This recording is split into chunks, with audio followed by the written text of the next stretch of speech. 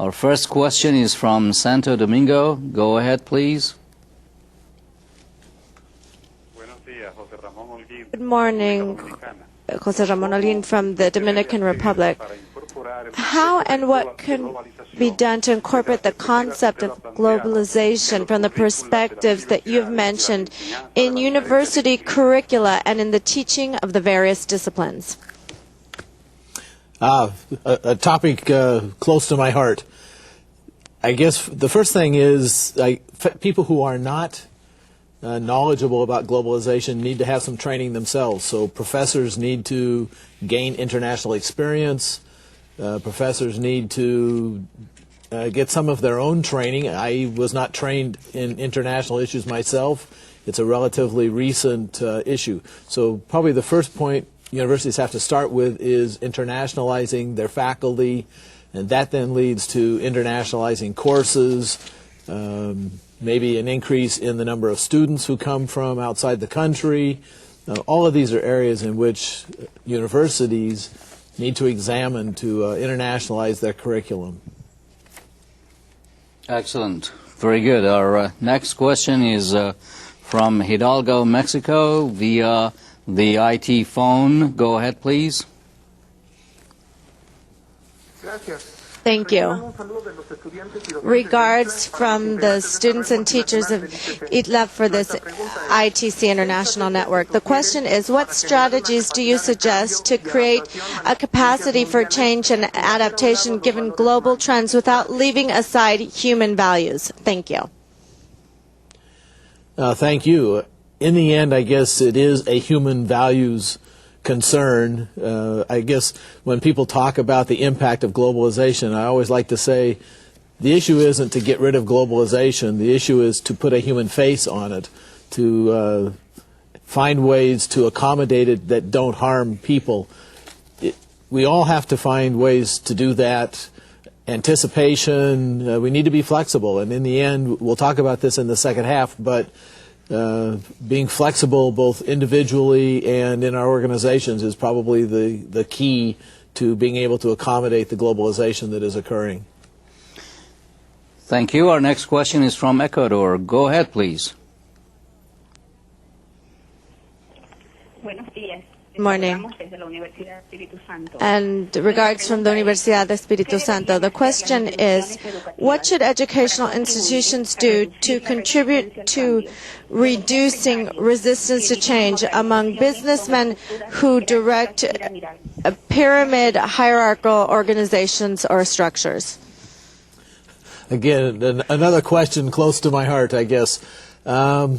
Universities, I think, play a role in educating business people as well. Maybe this is in courses taught by university faculty or bringing in speakers who have international experience for local business people to help them understand both how it operates and how they can act or react to international competition and the presence of international competitors in their own environment.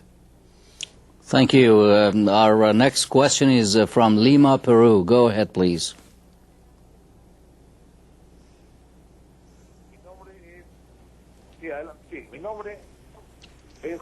I'm Jorge Carvajal from the Universidad Ricardo Palma School of Administration. My question specifically is, with regard to globalization, it's always seen from a positive perspective. Is it that, or does it also include negative aspects within its being developed in a community? And what suggestions do you have so that this take place within a micro or macro business climate involving the intervention of governments and their contribution to a developing nation? Thank you very much. Great questions this morning. To some extent, this question gets into areas that I'm not an expert in, maybe more for economists than a management expert. But yes, there are negative consequences to globalization.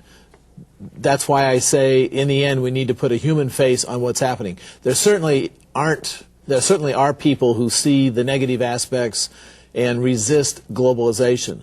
My main point is it doesn't make any difference. It's happening. There's no way to stop it or reverse it. What we have to do is find ways to make sure that its impact is favorable for the people that experience it, which is all of us. Thank you. Our next question is facts from Cuba, and it is there a quantitative measure of degree of globalization for a public or private organization in general? Could such a measure be developed based on the 6 driving forces that Dr. Briscoe presents? Great question. As far as I know, there are no measures of globalization at any level for countries or for companies, but I suspect there are people trying to develop such measures.